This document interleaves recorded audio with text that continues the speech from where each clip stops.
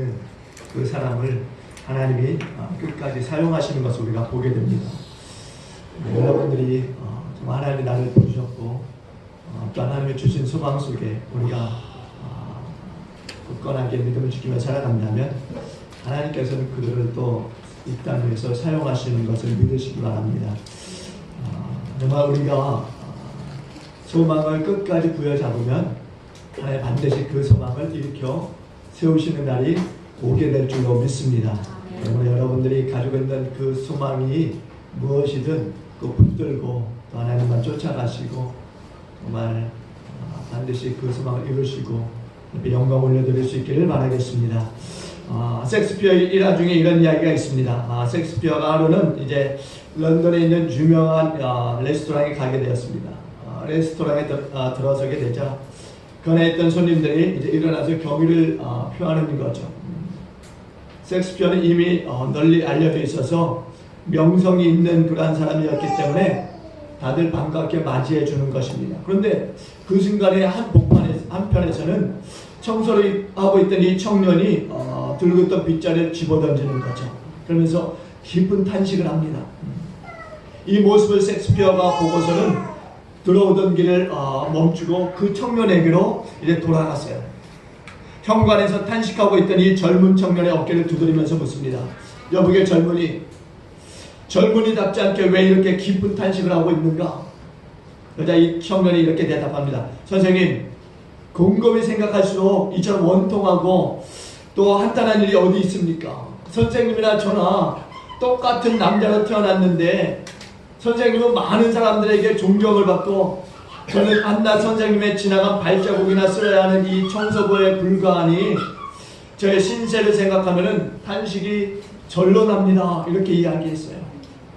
이 말을 들었던 셰익스피어는 젊은 청년의 어깨를 두드려주면서 이렇게 위로의 말을 건넸습니다. 여보게, 자네는 결코 내가 지나간 이 발자국을 쓸고 있는 것이 아니야. 자네는 빗자루를 가지고 하나님께서 만드신 우주의 한 부분을 아름답게 만들고 있는 것이네. 나는 펜대를 잡고 하나님께서 만드신 이 우주의 한 부분을 아름답게 만들고 있을 뿐이야. 자네나 나나 하나님이 보시기에는 똑같은 사람이야 라고 하는 말로서 이 젊은 청년을 위로했다고 하는 이야기죠. 그리고 이 청년은 그 이야기를 들었을 때 환하게 웃으면서 놓아버렸던 그 빗자루를 다시 들고 일을 하기 시작했다라고 하는 이야기예요. 종교개혁자였던 이 많은 이 사람들이 종교개혁을 하면서 그들은 이렇게 분명히 이야기합니다. 나는 하나님께로부터 소명을 받았다라고. 하나님께서 부르셔서 일을 맡겨주셨기 때문에 그들은 그 일을 했다라고 하는 거죠. 정확한 것이라고 생각되어집니다. 소명이라고 하는 것은 여러분들이 아시듯 콜링, 즉 하나님이 부르셨다라는 거예요. 하나님이 부르셔서 목사가 되어지고 하나님이 부르셔서 선교사가 되어지고 하나님이 부르셔서 성도가 되어진 것을 믿으시기 바랍니다. 하나님이 부르셔서 일을 하게도 하고 또한 저희를 하게도 하는 것을 여러분 믿으시기를 바랍니다. 우리가 성경을 가만히 보면은 인간의 역사 속에는 하나님께서 부르심으로부터 시작되어지는 것을 우리가 보게 돼요. 그러니까 하나님의 부르심을 통해서 역사가 시작되어지고 있다는 거죠. 죄를 짓고 나무 사이에 잎을 속에 숨어있던 이 아담을 하나님이 부르십니다. 아담아 너가 어디 있느냐. 동생을 죽인 이 가인을 향해서 하나님이 부르십니다. 가인아 내 동생 아벨이 어디 있느냐. 하나님은 아브라함을 부르시면서 이렇게 말씀합니다. 너는 본토 친척 아버지 집을 떠나서 내가 내게 지시할 땅으로 가라. 하나님은 성전에 있는 이스라엘을 부르십니다. 내가 누구를 부르며 누가 우리를 위하여 갈고. 하나님은 또한 예수 믿는 사람들 핍박하는 사울을 부르십니다. 사울아 내가 어찌하여 나를 박해하느냐. 또 예수님은 제자들 일일이 부르셔서 사역 가운데 또 쓰시는 것을 봅니다. 로마서라든가 데살로니가 전서에 보면은 하나님께서 당신을 가리켜서 부르시는 이 이렇게 말씀합니다. 부르시는 이, 당신이 부르시는 이라고 말씀하고 있는 거죠. 데살로니가 전서 5장 24절에 보니까 너희를 부르시는 이는 믿부시니 그가 또한 이루시리라 이렇게 말씀하고 있어요. 오늘 성경 말씀에도 보시면은 하나님이 사무엘을 부르시는 거죠. 사무엘은 여러분이 알던 어머니 한나가 기도하여서 얻은 아들이에요. 그러니까 이 사무엘이라고 하는 이 아들은 상당히 중요한 겁니다. 원래 한나는 자식이 없는 사람이었어요. 그런데 이제 하나님 앞에서 소원 기도를 하는 거죠. 아들을 주시면 내가 하나님 앞에 그 아들 드리겠노라고. 여러분 생각해 보세요. 아들이 없어서 구박을 받던 여인이었는데 아들을 주시면 그 아들을 하나님께 드리겠다 이렇게 말씀하고 있어요. 그러면 뭡니까? 아들을 받았음에도 불구하고 당신의 품 안에 두지 못하는 아들. 여러분 상상해 보세요. 그게 과연 정말 아들을 원하는 여인의 마음일까? 정말 여러분들이 자녀가 없어서 아들을 구하다가 아들을 얻었어요. 그러면은 누가 그 아들을 하나님의 그 자녀로 성전에 드리고 그 자녀를 떠나오겠습니까? 그런 부모는 대다수 없을 거예요. 그런데 이 한나라고 하는 이 여인은 하나님 앞에 그렇게 기도하는 거죠. 하나님, 만약에 하나님께서 아들을 주시면 내가 그 아들을 하나님 앞에 드리겠습니다. 소원 기도를 하나님 앞에 드린 거예요. 그리고 하나님께서 그 소원 기도를 들으시고 어떻게 해요? 아들을 허락하십니다. 그 아들이 바로 사무엘이라고 하는 사람이에요. 한나는 이 사무엘을 나온 후에 어떻게 합니까? 엘리 제사장에게로 가서 그 사무엘을 이제 하나님의 성전에 드리고 이제 그 아들을 떠나 집으로 오게 됩니다. 그리고 어느 날 이제 이 본문의 말씀을 보게 되면은 사무엘이 잠자리에 들었는데 하나님께서 사무엘을 부르세요. 사무엘아, 사무엘아. 근데 사무엘이 그 소리를 듣고서 어떻게 합니까? 하나님의 음성인지를 알아차리지 못했어요. 그리고 곧장 어떻게 합니까? 엘리 제사장에게로 달려가는 거죠. 근데 엘리 제사장이 뭐라고 합니까? 나는 너를 부르지 않았다 이렇게 이야기하는 거예요. 그리고 사무엘이 다시 돌아가서 잠자리에 누웠는데 또다시 사무엘아 사무엘아 부르는 것입니다. 그래서 또 엘리 제사장이 부른 줄 알고 사무엘은 엘리 제사장에게로 달려가서 저를 부르셨습니까? 그렇죠? 부르지 않았다 이렇게 이야기합니다. 너 자리로 돌아가서 누우라 이렇게 이야기합니다. 또다시 사무엘이 이제 자리에 또 눕는 거죠. 그런데 또다시 이제 사무엘아 부르는 거예요. 세 번째도 이제 엘리 제사장에게로 달려가서 저를 부르셨습니까? 그러자 너를 부르지 않았다. 그런데 엘리 제사장의 마음속에 드는 것은 하나님이 이 아이를 부르시고 있구나 라고 하는 마음이 드는 거죠. 그래서 엘리 제사장이 이제 사무엘에게 이렇게 이야기합니다. 만약에 또 이렇게 너를 부르는 사람이 있다면 이렇게 대답해라. 하나님이 너를 부르시니까 주의 종이 듣겠나이다. 주의 종이 듣겠나이다. 그러면서 이제 하나님께서 이제 다시 돌아가 누운 이 사무엘을 부르시는 거죠. 사무엘아, 사무엘아. 사무엘은 엘리 제사장이 알려준 대로 대답합니다. 주님 말씀하세요. 주의 종이 듣겠습니다. 사무엘이 이렇게 해서 이제 하나님의 음성을 처음으로 듣게 되는 거죠.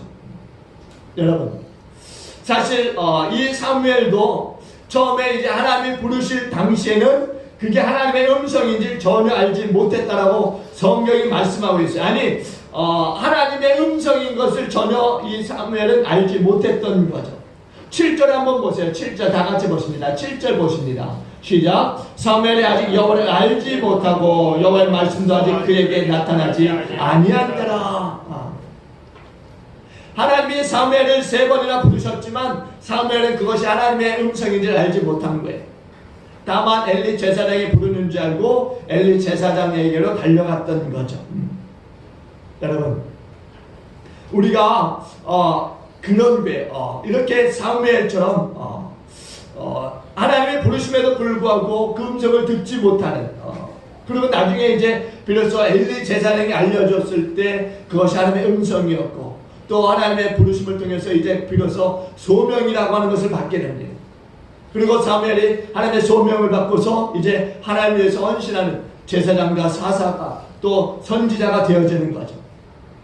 여러분, 오늘 우리가 신앙생활에서 주님의 일을 잘 감당할 수 있는 비결이 무엇일까? 오늘 본문에서 말씀하고 있는 그 비결이 무엇이라고 이야기하고 있는가? 성도가 세상에서 맡겨진 일을 잘 감당할 수 있는 그 비결이 오늘 성경에서 무엇이라고 말씀하고 있는가? 그것은 다름 아닌 바로 하나님으로부터의 소명을 받는 거라는 거죠. 하나님으로부터의 부르심. 하나님이 나를 이곳으로 이끌어 주시고 불러 주셨다라고 하는 그 부르심에 대한 확신이 있어야 된다는 거예요. 나를 부르시고 나에게 이 일을 맡겨주셨다라는 확신이 우리 가운데 있어야 되는 거죠. 콜링, 소명의식이 우리 가운데 있어야 된다는 거예요. 그래야 맡겨주신 일들을 잘 감당하게 된다는 것입니다. 한번 보세요. 주님의 일이라고 하는 것은 교회 다닌다라고 해서 잘할 수 있는 것은 아니라는 거예요. 사무엘이 성전에서 살았어요. 사무엘은요, 성전이 자기의 집이고 또한 일터고 놀이터였습니다. 그런데도 하나님의 음성에 대해서는 듣지 못했다라는 거예요. 왜? 사무엘에게는 소명이 없었기 때문입니다. 신앙생활에는 콜링, 즉 부르심이 있어야 되는 거죠. 하나님이 나를 이 교회로 부르셔서 이 재단에 오게 하셨고 하나님이 부르셔서 일을 하게 되었다라고 하는 그런 확신이 우리 가운데 있어야 된다는 거예요. 이 땅에 수많은 교회들이 있습니다. 특별히 이 안양 지역이라고 하는 이 지역 속에 수많은 교회들이 있어요. 그러면은 이 많은 교회 중에서 왜 하필 이 기쁨의 교회일까? 이것은 다름 아닌 하나님의 부르심이 있기 때문이라는 거죠. 어떻게 보니까 내가 흘러와서 이 교회에 온 것이 아니라는 거예요. 하나님이 불러주셨기 때문에 온 거죠. 하나님이 이 기쁨의 교회에서 신앙생활 하라고, 또한 이 기쁨의 교회를 통해서 말씀을 듣고, 이 기쁨의 교회에 가서 은혜를 받고, 이 기쁨의 교회에 가서 또 헌신하고, 이 기쁨의 교회에 가서 또 충성하고, 이 기쁨의 교회에 가서 섬기라고 불러주셨기 때문이라는 것입니다. 그래서 여러분들이 이곳에 와서 말씀을 듣고 은혜를 받고 헌신하고 충성하는 줄로 믿습니다. 저는 목회를 하면서 몇 개의 원칙이 있어요. 그 중에 하나는 바로 여러분들입니다. 하나님이 보내주신 성도, 이 성도들과 함께 목회하는 거죠. 즉 병신들을 정말 동역자로 삼아서 함께 하나님의 일을 감당해 가는 것을 저는 목회의 원칙으로 삼고 있어요. 하나님께서 여러분들 이끌어 주셨고 함께 복음을 전하는 동역자로 세워주셨다는 겁니다. 목회자 혼자 열심히 발바닥에 땀나도록 뛰어다니라고 하는 것이 아니에요. 그래서 여러분들을 하나님께서 부르셔서 훈련도 시켜주셨고 또한 여러분들의 그 훈련을 통해서 이제 복음 전하는 자로 보내주시고 있다는 거죠. 그래서 여러분들은 이곳에서 이제 이 헌신예배를 통해서 여러분들은 세상에 나아가서 함께 복음을 전하는 자로 또 살아가야 된다는 거예요. 저희 교회에 처음 오시는 분들이 가끔 있습니다.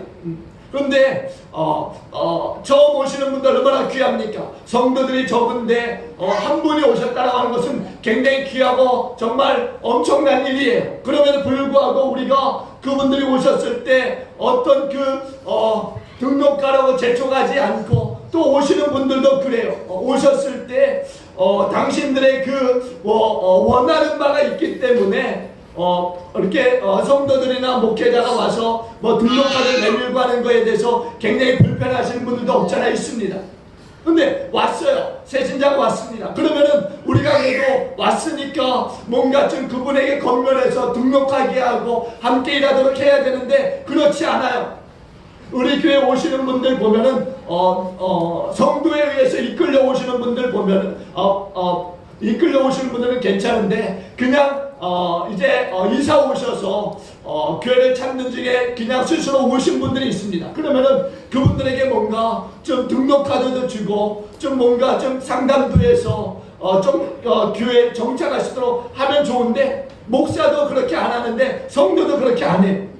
그래서 어떤 분은 그랬다는 거예요. 이 교회에 왔는데 전혀 말도 정말 말은 해도 등록카드도 안 내밀고 같이 섬기자 이런 얘기도 그렇게 얘기하지도 않고 물론 그렇게 해서 그런 일들을 당하면 섭섭할 수도 있을 거예요. 근데 교회가 그렇지 않아요. 왜 그럴까? 그리고 왜 그렇게 하지 않는 걸까? 왜 왔을 때 등록카드도 주지 않고 왜 상담도 하지 않고 왜 그러는 것일까? 그것은 분명 하나님의 부르심이 있어야 된다는 거죠. 하나님의 부르심에 대한 그 마음들이 있어야 이 교회에 와서 함께 정말 얼굴을 맞대고 하나님의 이 동역자로 함께 할 수 있기 때문이라는 거예요. 그래야 오셔서도 정말 변함없이 하나님의 일을 할 수 있게 되는 거죠. 주님의 일이라고 하는 것이 이렇게 막 시킨다고 해서 그게 잘 되어지는 게 아니라는 거죠. 이미 여러분들은 경험하셨을 거예요. 주님의 일이라고 하는 것이 억지로 맡겨졌을 때 잘 감당되어지느냐? 아니라는 거죠. 뭔가 나를 하나님이 이곳에 부르셔서 일을 맡겨주셨다는 마음들이 부어져야 그 일에 대해서 끝까지 순종하며 갈 수 있는 거라는 겁니다.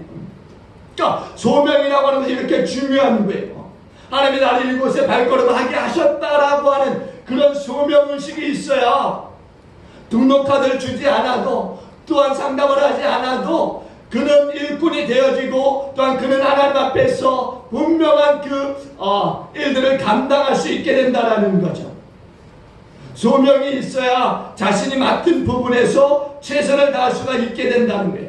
주님의 일이라고 하는 것은 억지로 할 수 있는 것이 아니라는 거죠. 하나님이 부르셔서 시키신 일이어야 된다는 거예요. 하나님이 부르셔서 맡겨주신 일이어야 된다는 거죠. 여러분들이 하나님 부르신 성도고 집사고 권사인 것을 믿으시기 바랍니다. 하나님이 부르셔서 맡겨주셨기 때문에 이 일들을 감당하며 가는 줄로 믿습니다.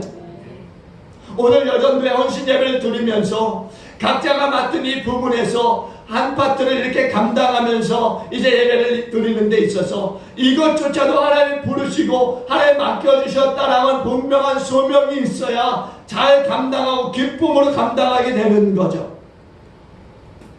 교회 음악의 대가로 불리우는 작곡가 바라고 하는 사람이 있어요. 이분이 이제 토마스 교회에 이제 오르가니스트로 이제 헌신하고 있을 때요, 주일마다 이제 부르는 성가가 있었는데, 이분이 늘상 매 주일마다 성가곡을 작곡하는 거예요. 그것도 출판한 것도 아니고 또 작곡료를 받는 것도 아닌데 늘상 주일에 그 보수 없이 이제 작곡해서 불렀던 거죠. 근데 이 바라고 하는 사람은 자신이 하는 일이 하나님으로부터 소명을 받았다라고 하는 그런 생각이 있었던 거예요. 그리고 어느 날 바하가 음악 세계를 이룩하는 데 있어서 매주일 작곡했던 그 곡들이 주가 되어졌던 거죠. 그래서 바하가 만든 265개의 오르간곡이 있고 263개의 합창곡이 있어요. 그리고 162개의 또 피아노곡이 있습니다. 이처럼 수백 개의 곡이 있는 거예요. 근데 이 모든 곡들은 어떻게 만들어졌느냐? 매주일마다 하나님을 찬양하기 위해서 작곡했던 것이 기초가 되어졌다는 거예요. 여러분, 성도는요, 직장에서도 마찬가지입니다. 소명이 있어야 되는 거예요. 하나님이 나를 부르셔서 이 직장에서 일하게 하셨다라고 하는 소명의식이 있어야 그 직장 생활에서도 열심히 일할 수 있게 되는 거죠. 단순히 직장에서 돈 버는 것 아니라는 거예요. 밥 먹고 살기 위해서 이 직장에서 일한다? 아니라는 거죠. 예수님께서 정말 나를 이곳에 부르셔서 나로 하여금 이 직장에서 일하게 하셨다라고 하는 그런 확신이 있어야 일하는 데 있어서도 열심을 다할 수 있다는 거예요. 여러분 모두가 앞으로 일할 때에도 정말 직장에서의 그 일들을 정말 여호와 하나님께서 맡겨주신 일임을 믿고 또 행하는 저와 여러분 되어줄 수 있기를 바랍니다. 그래야 직장생활 속에서도 복을 받는 거예요. 한국의 슈바이처라고 하는 한 장로님 의사가 있는데요. 이분이 96세를 사시면서 70여 년 동안 한결같이 인수를 펼치셨어요. 한국의 의료계에 있어서 굉장히 유명한 분이신데요. 이분이 강원도 원주에서 이제 이비인후과를 이제 하게 되는데요. 43년 동안 그곳에서 이제 진료를 하셨던 거예요. 그리고 이분이 이제 여주라고 하는 거에서 이제 병원을 하시게 되는데 그곳에서 일하시면서 국회의원직도 겸직했던 거예요. 그런데 이제 손님이 없을 때는 서울에 가서 국회의원직을 보고, 그리고 누군가 혹시 또 병원에 와서 전화가 오면은 국회의원직 하던 것도 내려놓고 차를 타고 내려가서 또 병원 진료를 했다라는 거예요. 근데 사람들이 묻는 거죠. 이제 나이가 지극히 드셨음에도 불구하고 왜 그렇게 일을 내려놓지 않고 있느냐 라고 했을 때 이분은 이렇게 이야기했다라는 겁니다. 은퇴할 나이가 되었음에도 불구하고 쉬지 않는 이유에 대해서 하나님이 나를 의사로 부르셔서 사명을 주셨기 때문에 눈 감는 순간까지 진료를 멈추지 않기로 약속했습니다 라고 하는 이야기를 했다는 거죠. 그러니까 의사가 되어진 것이 하나님의 소명이라는 거예요. 그 소명을 감당하려고 죽기까지 진료했다라는 거죠. 여러분, 소명이 없으면은 바로 사역하는 자세부터 틀려진다라는 거죠. 사무엘을 보세요. 사무엘이 하나님으로부터 소명을 받기 전에는 성전에 머물러 있었음에도 불구하고 어떻게 해요? 엘리 제사장이 시키는 일만 했다는 거예요. 엘리 제사장이. 본문 7절에서도 여러분들이 함께 나눴지 않습니까? 아직 여호와를 알지 못하고라고. 여호와의 말씀도 아직 그에게 나타나지 아니했대라고. 그 전에는 하나님이 부르시는 그 음성을 듣고 하나님, 내가 여기 있습니다, 말씀하십시오, 이렇게 얘기하기 전까지는 그냥 성전에 있음에도 불구하고 엘리 제사장이 시키는 일들만 했다라는 이야기예요. 근데 소명을 받고 나서는 달라지게 되는 거죠. 하나님이 할 일을 알려주시기 시작합니다. 엘리 제사장들이 계승해야 될 이 제사장의 직분을 사무엘이 이어받게 되는 거예요. 사사시대를 마감하게 되고 왕을 세워 왕정시대를 열어가는 데 있어서 이 사무엘이라고 하는 제사장은 엄청난 중요한 역할을 하게 되는 거죠. 이 사무엘을 통해서 하나님이 사울을 부르시고 이스라엘의 왕정시대를 시작하시는, 그러니까 사사시대를 마감하시고 이제 사무엘을 통해서 하나님이 왕을 세워서 이제 이스라엘을 새롭게 시작하시는 일들을 하게 하신다는 겁니다. 그러니까 사무엘은 사사로서, 선지자로서, 제사장으로서 쓰임 받았다라는 거예요. 사무엘은 이 모든 일들을 감당하는 데 있어서 최선을 다했던 것을 우리가 보게 됩니다. 그야말로 사무엘은 죽도록 충성했어요. 어떻게 보면 당연한 일인 거죠. 하나님의 소명이 있으니까, 하나님께서 부르심이 있으니까 어떻게 일에 대해서 대충 소홀할 수 있겠습니까? 하나님이 부르심에 있어서 정말 이 사무엘은 엄청 바쁜 그런 인생을 살아갔던 거죠. 쉬지 않고 사사시대를 마감하면서 이제 왕을 세우기까지 이제 제사장으로서, 선지자로서의 직분들을 감당했던 거예요. 그리고 왕을 세울 때에 있어 이제 왕 옆에서 이제 조언하는 그 제사장으로서의 직분을 또한 감당했던 거죠. 그러니까 사무엘은 소명이 있기 때문에 자신의 형편과 처지에 따라서 좌우되지 않고 오직 신앙생활의 이 기준을 하나님에게 두고 그들은 그 일들을 사무엘은 그 일을 감당했던 거예요. 하나님의 말씀에, 하나님의 부르심에, 하나님의 콜링에 있어서 절대적으로 순종했다라는 이야기입니다. 여러분, 이런 이야기가 있어요. 어느 교인이요, 교회로부터 1시간 정도 떨어진 그런 지역에 살고 있었는데도 불구하고 새벽 예배에 빠지지 않고 계속적으로 나오더라는 거예요. 그래서 담임 목사님이 이제 감사하기도 하고 또 위로하고 격려도 할 겸 이렇게 말했어요. 성도님, 교회가 멀어서 힘드시지요? 근데 이 교인이 하는 말이요, 목사님, 교회는 멀지 않은데 집이 멀어요, 이렇게 대답하더라는 거예요. 여러분, 무슨 얘기입니까? 교회가 먼 게 아니라는 거예요. 집이 멀다는 거예요. 바로 이거예요. 하나님이 나를 이 교회에 보내주셨고 일을 맡겨주셨기 때문에 그 일이 새벽 기도에든 뭐든 간에 상관이 없다는 거죠. 그 일에 충성한다라는 거예요. 이게 바로 소명을 받은 사람의 이 자세라는 거죠. 여러분, 하나님은요 모든 성도들에게 소명을 주셨음에도 불구하고 오늘날 많은 이 성도들의 이 모습에 보면 소명의식이 결여되어 있다라는 거예요. 그러니까 그 이유가 어디 있을까? 바로 하나님의 음성을 듣지 못하기 때문이라는 거예요. 사무엘이 하나님의 음성을 듣기 전에는 하나님의 일을 제대로 감당하지 않았고, 아니 하나님의 일도 하지 못했다라는 거예요. 근데 하나님의 음성이 3번이 들려지고 비로소 하나님의 음성인 것을 알고 앞에 순종하며 대답했을 때부터 이제 시작이 되어지는 거예요. 1절과 2절 한번 보세요. 3장 1절과 2절 한번 봅니다. 그 음성을 3번씩이나 알아채지 못했던 그 원인들이 어디 있을까? 3장 1절과 2절 한번 다 같이 보십니다. 3장 1절 2절 봅니다. 시작. 아이 사무엘이 엘리 앞에서 여호와를 섬길 때에는 여호와의 말씀이 희귀하여 이상이 흔히 보이지 않았더라. 엘리의 눈이 점점 어두워가서 잘 보지 못하는 그때 그가 자기 처소에 누웠고. 아멘. 사무엘이 하나님의 음성을 잘 듣지 못했던 원인을 세 가지를 얘기하는데, 첫째 보니까 여호와의 말씀이 희귀했다라고 하는데, 희귀했다. 둘째는 이상이 흔히 보이지 아니했다. 그리고 셋째는 엘리 제사장의 눈이 어두워 잘 보지 못했다, 이 이야기합니다. 이것은요, 당시의 이 시대상의 어떠한가를 우리에게 잘 말해주고 있는 말씀이에요. 종교가 타락했어요. 침체되어졌어요. 예언자의 이 자취도 끊어졌습니다. 그러니까 하나님이 말씀하지 않으신 것이 아니라 사람들이 하나님의 말씀을 듣지 않는 시대가 되어졌다는 거예요. 그러니까 사람들이 영적으로 어두운 거죠. 타락했고, 하나님은 말씀하시지만 그거에 관심이 없어요. 하나님 말씀하시지만 들으려고 하지 않아요. 하나님 말씀하시지만 아예 귀 닫고 눈 막고 그렇게 살아가고 있다는 거예요. 지금 이 시대 속에서도 하나님 여전히 우리 가운데 말씀하시는 하나님이신 것을 믿으시기 바랍니다. 하나님 여전히 우리 가운데 말씀하세요. 그럼에도 불구하고 많은 사람들이 귀 닫고 눈을 가리고 있다는 거죠. 소명의식이 결여되다 보니까 그것을 알지 못하는 거예요. 영적으로 침체기에 빠져있다라고 볼 수 있는 거죠. 지도자들마저도 영적인 판단력이 흐려져서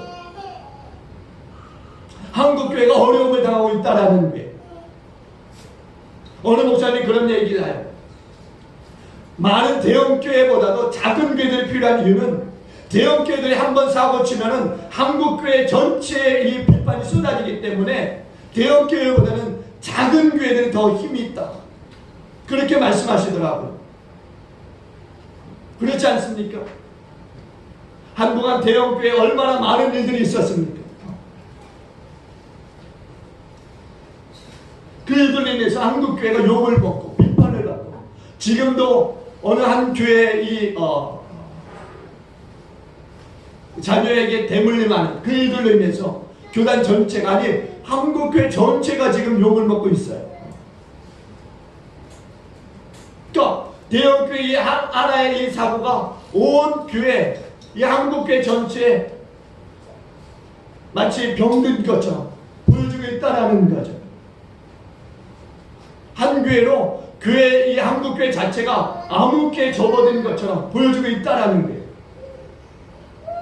오늘 우리 성도가 하나님의 부르심을 듣기 위해서라도, 하나님의 소명을 깨닫기 위해서라도 우리는 어떻게 해야 되냐? 영적으로 깨끗해야 된다는 거예요.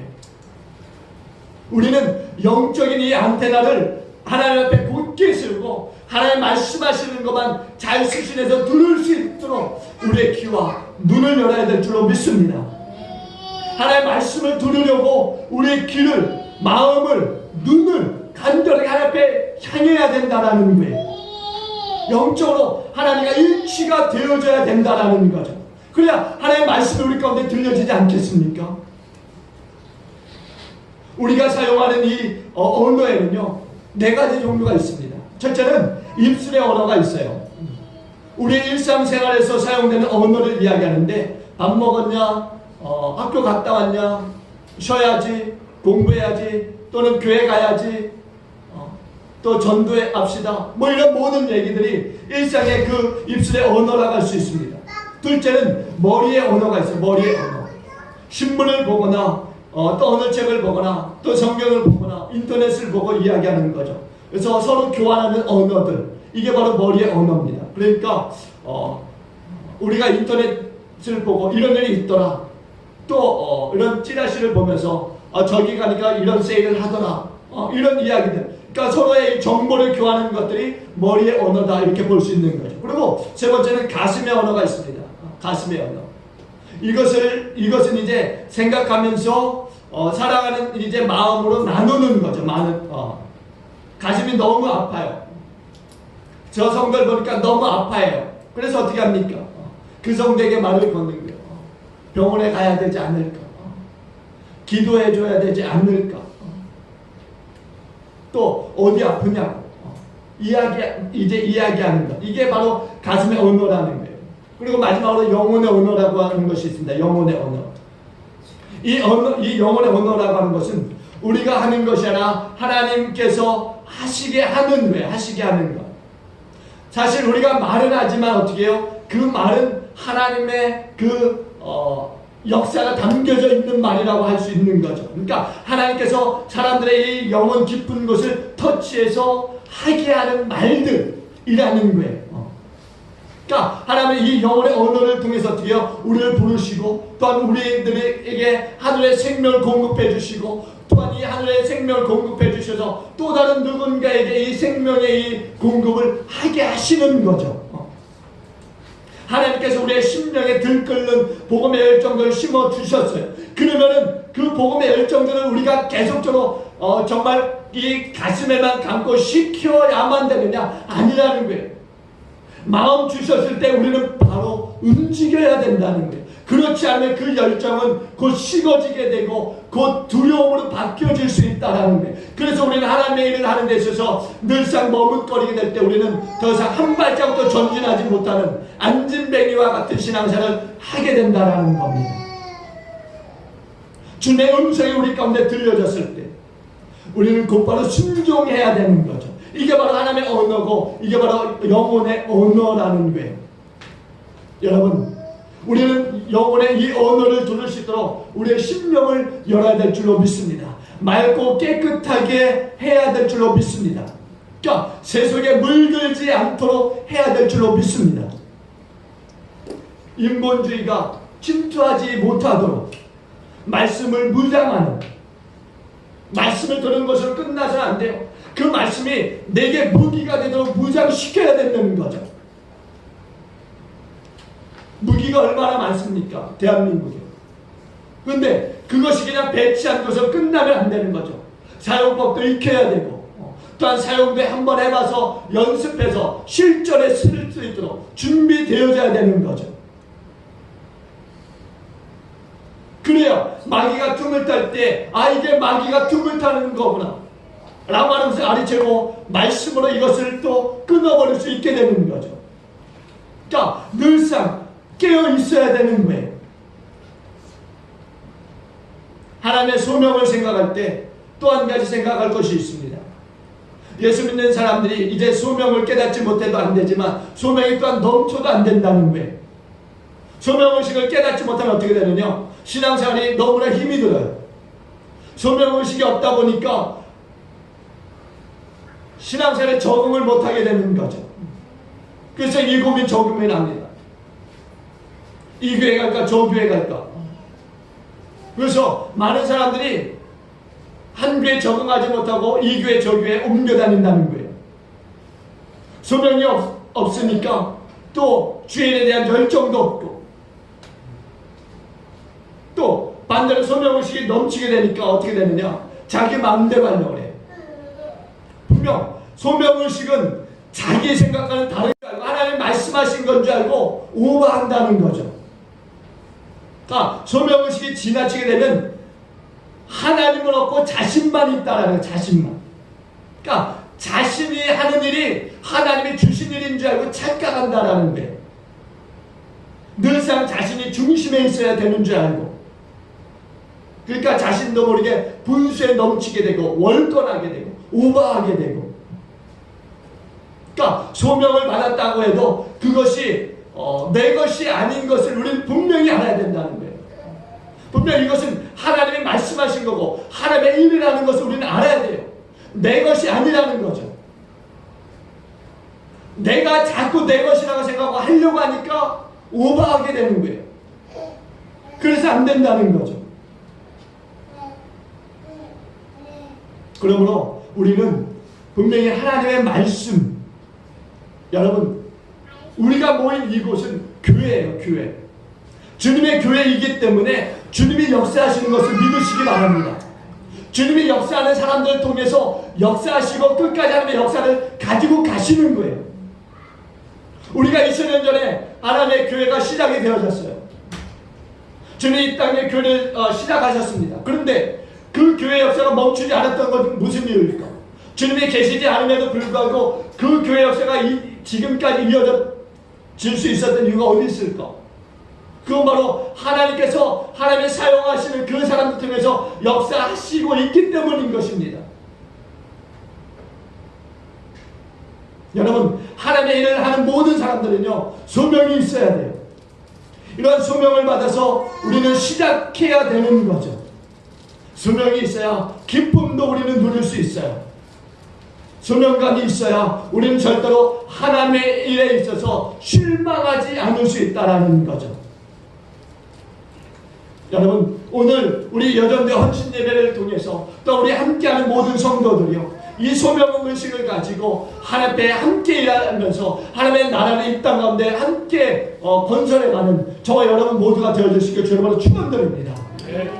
하나님으로부터 부름을 받았다라고 하는, 하나님 나를 부르셔서 가정과 교회와 이 세계를 위해서 일하게 하셨다라는 분명한 이 소명의식을 가지고 여러분 함께 나아갈 수 있기를 바랍니다. 그럴 때 우리 어떠한 그 세상의 일들이 우리 가운데 닥치더라도 우리는 그 일을 즐겁게 감당할 수 있게 될 줄로 믿습니다. 왜? 하나님으로부터 우리가 부름을 받았고 이 일에 대한 사명을 받았기 때문이라는 거죠. 그래서 어떠한 어려움들이 우리에게 닥친다 할지라도 우리는 넉넉히 이길 수 있는데, 왜? 하나님께서 그 일을 하게 하실 것이기 때문에. 그러므로 저와 여러분 모두가 헌신하는 여전되나 우리 모든 성도들이 하나가 되어서 이 분명한 소명의식을 가지고 우리가 나아갈 때 우리는 아름다운 또 하나님의 나라를 다시 한번 이 땅에 건축하는 일들을 하게 할 줄로 믿습니다. 그런 또 헌신이 또 저와 여러분 모두에게 또 계속적으로 이어져 가기를 주님을 간절히 축원드리겠습니다. 기도하십니다. 조신 하나님 감사합니다. 사무엘을 부르셔서 사용하시고 이스라엘 역사, 우리 하나님께서 이제 왕명의 역사를 시작하게 하신 것을 우리가 말씀을 통해 다시 한번 봅니다. 하나님, 단순히 하나님 이스라엘의 이 왕정의 시대를 열고자 사무엘을 부르신 것이 아니라 이 땅에 하나님의 역사를 이어가게 하시고자 사무엘을 부르신 것을 믿습니다. 오늘 우리 교회에도 하나님 또 이렇게 여전도 헌신을 통해서 다시 한번 하나님의 부르심을 하나님 또 듣고 깨닫게 하신 것을 감사합니다. 하나님, 단순히 우리가 이 기쁨의 교회에 부름을 받은 것이 아니라 또한 온 세계 역사에 하나님의 또 역사를 이어가게 하시는 또 부름에 우리를 부르신 것을 믿사오니 주여 이 부름에 순종하여 주를 감당해가는 우리 모든 성도들 다 되게 하여 주옵소서. 기꺼이 그 일에 순종하면서 나아가는 우리 모두가 되어주시도록 주님 인도하여 주시옵소서.